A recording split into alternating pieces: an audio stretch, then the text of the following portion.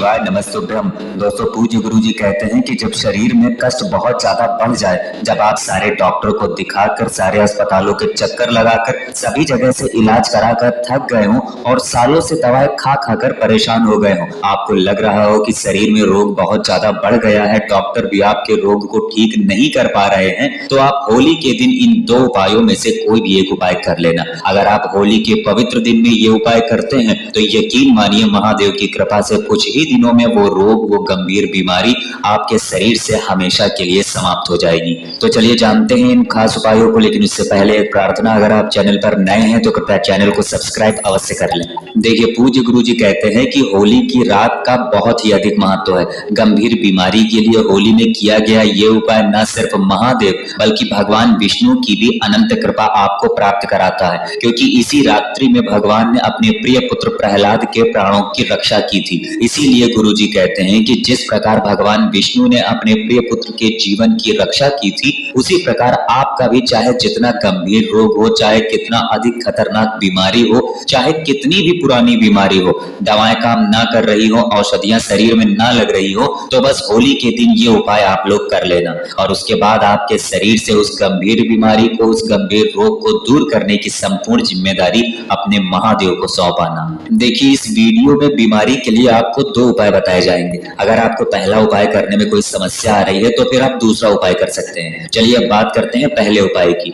ये उपाय आपको रात में 9:15 पर करना है, यानी 9:15 बजे करना है। पूज्य गुरु जी ने कहा कि रात को ठीक 9:15 का जो समय होता है वो किसी रोग से मुक्ति पाने के लिए बहुत अचूक समय होता है और ये उपाय करने के लिए आपको अपने घर के बाहर जाने की भी जरूरत नहीं है। देखिए, आपको एक कलश में यानी एक लोटे में जल ले लेना है। कलश आप तांबे का ले सकते हैं या स्टील का भी कलश आप ले सकते हैं। एक लोटा जल मिलाने के बाद आपको आंवले के वृक्ष की कोई भी चीज इसमें डाल लेनी है। देखिए, अब अगर आपके पास आंवले का वृक्ष नहीं है तो आप दूसरा उपाय कर सकते हैं, वो भी बीमारी के लिए ही बताया गया है। अब इस एक लोटे जल में आपको आंवले के वृक्ष की कोई भी चीज मिला लेनी है। देखिए, अगर आपको आंवला मिल जाता है तो फिर आप इस जल में एक आंवला डाल सकते हैं, या फिर आपको आंवले की पत्ती मिल जाती है तो फिर आप एक आंवले की पत्ती डाल सकते हैं इस जल में। अगर आपको आंवले की डंडी मिल जाती है तो फिर आप उस डंडी को भी इस जल में डाल सकते हैं। पूज्य गुरु जी ने तो यहाँ तक भी कहा कि अगर आपको आंवले की जड़ मिल जाए तो भी आप इस जल में उस जड़ को डाल सकते हैं, यानी आप आंवले के वृक्ष का कुछ भी इस जल में डाल देंगे।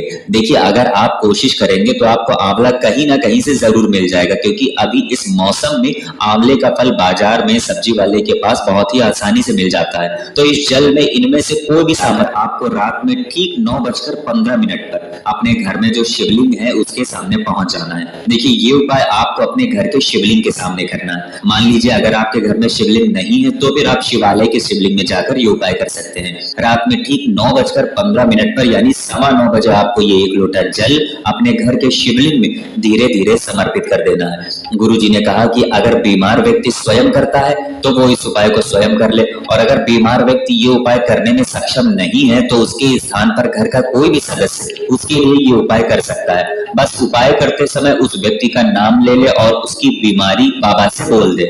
आप लोगों को एक बात का विशेष ध्यान रखना है कि जब आप एक लोटा जल शिवलिंग में समर्पित कर रहे होंगे उस समय आपको लगातार शिव महापुराण के मूल मंत्र श्री शिवाय नमस्तुभ्यम या फिर ओम नमः शिवाय का जाप करते रहना है। फिर उसके बाद बाबा के सामने 2 मिनट बैठकर अपनी या अपने घर के सदस्य की बीमारी के लिए बाबा से प्रार्थना करनी है, विनती करनी है। उनसे आप विनती कुछ इस प्रकार कर सकते हैं कि हे मेरे महादेव, होली के इस पवित्र अवसर पर मेरी इस बीमारी को, जो बहुत समय से मेरे शरीर को भारी कष्ट दे रही है, इस बीमारी को समाप्त करने की कृपा करें। ऐसा कुछ बोलते हुए आप बाबा से प्रार्थना कर सकते हैं। इसके बाद अगर आप घर के शिवलिंग में ये उपाय कर रहे हैं तो रात भर वो आंवला वहीं शिवलिंग में समर्पित रहने दीजिए। फिर दूसरे दिन उसे किसी वृक्ष के नीचे रख आइए, और अगर आप किसी शिवालय में कर रहे हैं तो फिर उसके लिए आपको कुछ करना ही नहीं है। गुरु जी ने कहा कि ये उपाय आपको इस पवित्र दिन से यानी होली के दिन से शुरू करना है और सिर्फ 3 दिन लगातार करना है। गुरु जी कहते हैं अगर किसी व्यक्ति को ऑपरेशन भी होने वाला होगा और आप मेरे बाबा से दिल से प्रार्थना कर लेंगे तो हम ये बात पूरे निश्चित होकर बोल बोल रहे हैं कि आपका वो ऑपरेशन भी टल जाएगा। बस आप लोग मेरे महादेव से पूरे विश्वास से, पूरे भाव से प्रार्थना करिएगा।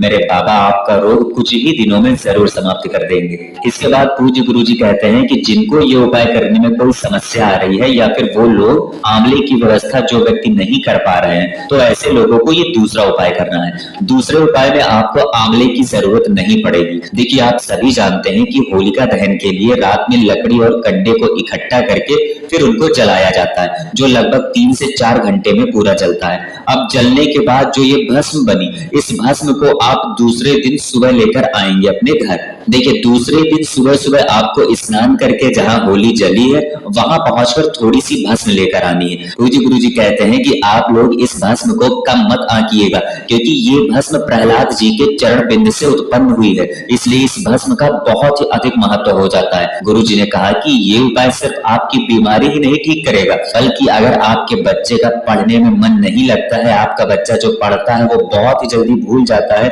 उसकी स्मरण शक्ति बहुत कमजोर हो गई है, या फिर उसके शरीर में आए दिन कोई ना कोई रोग बना ही रहता है, तो इन सभी समस्याओं में ये उपाय आपके बच्चे के लिए रामबाण साबित होने वाला है। अब ये भस्म लाने के बाद आपको किसी ताबीज में भरकर रख लेनी है। आपको ताबीज किसी भी कॉस्मेटिक की दुकान में आसानी से उपलब्ध हो जाएगा। बस आपको प्लास्टिक का ताबीज नहीं लेना है और किसी भी धातु का ताबीज आप ले सकते हैं। इसी ताबीज में आपको ये भस्म भर लेना है और फिर ये आपको अपने गले में धारण कर लेनी है। होली के दिन की इस भस्म का अनंत गुना लाभ है। यह आपके शरीर में अगर बीमारी है तो उसको खत्म करेगा, और साथ ही साथ अगर आपके शरीर में कोई बीमारी आने वाली है तो इस भस्म की शक्ति से वो बीमारी भी आपके शरीर में प्रवेश नहीं कर पाएगी। गुरुजी बताते हैं कि जिस दिन से आप अपने बच्चे को ये धारण करवा देंगे, उसी दिन से आपके बच्चे का पढ़ाई में मन लगने लगेगा, आपका बच्चा स्वस्थ होने लगेगा, आपके बच्चे की स्मरण शक्ति बढ़ने लगेगी, जिससे वो जो भी पढ़ेगा उसे पढ़ा हुआ सब याद रहने लगेगा। गुरुजी कहते हैं कि होली की ये भस्म घर का कोई भी सदस्य अपने बच्चे के लिए ला सकता है। इसके बाद पूज्य गुरुजी ने अपनी शिव महापुराण की कथा में एक बहुत ही विशेष बात बताई। उन्होंने कहा कि आप छोटे से रोग से, छोटी सी बीमारी से बिल्कुल भी परेशान मत हुआ करिए। अगर आप भोलेनाथ में एक लोटा जल चढ़ा रहे हैं, या एक बेलपत्र समर्पित कर रहे हैं, या फिर एक शमी पत्र भी समर्पित कर रहे हैं, तो आप ये हमेशा याद रखना कि शिव महापुराण की कथा कहती है, जो व्यक्ति महादेव की भक्ति करता है, महादेव की पूजा करता है, महादेव की आराधना करता है, वो व्यक्ति दीर्घकालीन तक जीवन जीता है। ये हो सकता है कि आपकी बीमारी आपके शरीर में कुछ समय के कष्ट दे, आपको दुख दे, आपको दर्द दे, लेकिन हमेशा याद रखना कि अगर आप सच्चे शिव प्रेमी हैं तो वो बीमारी आपके शरीर को कोई भी नुकसान नहीं पहुंचा पाएगी, क्योंकि आपका हाथ स्वयं महादेव ने थाम रखा है। इसके साथ पूज्य गुरुजी कहते हैं कि शिवलिंग में जब भी आप एक लोटा जल समर्पित करने जाएं, तो शिवलिंग में जो भी बेलपत्र चढ़ी हो उसे कुंदकेश्वर महादेव का नाम लेते हुए, बेलपत्र को महादेव से औषधि स्वरूप मांगते हुए उसका भी आप सेवन किया करिए, यानी उसको खाया करिए। ये तो आपकी बीमारी को दूर करने के लिए बहुत ही लाभकारी होगा। तो दोस्तों, ये था पूज्य गुरुजी द्वारा बताया गया होली के दिन कुछ खास उपाय और कुछ महत्वपूर्ण बातें। अगर आप लोगों को जानकारी अच्छी लगी हो तो वीडियो लाइक करिएगा। मिलते हैं फिर एक नए वीडियो के साथ। श्री शिवाय नमस्तुभ्यम।